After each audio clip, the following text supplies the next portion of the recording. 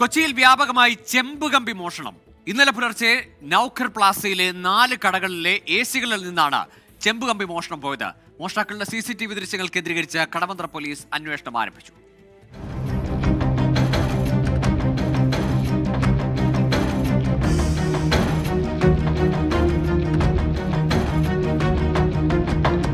ഇന്ന് പുലർച്ചെ 2 മണിയോടെയാണ് കടവന്ത്ര ജംഗ്ഷന് സമീപം നൗക്കർ പ്ലാസയിൽ 4 കടകളിലെ AC പ്രവർത്തിക്കാത്തതായി ശ്രദ്ധയിൽപ്പെട്ടത്.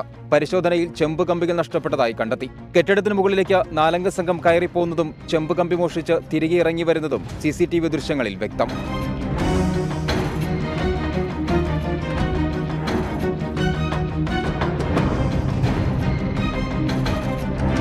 രണ്ടാഴ്ച മുൻപേ ആസൂത്രിതമായി ആരംഭിച്ച കൊള്ളയാണെന്നും പ്രതികളെ ഉടൻ പിടികൂടണമെന്നും വ്യാപാരികൾ. 3ഓളം ആളുകൾ വന്ന് ഏകദേശം ഒരു 5:30 മണിയായപ്പോഴാണ് തിരിച്ചു പോയത്.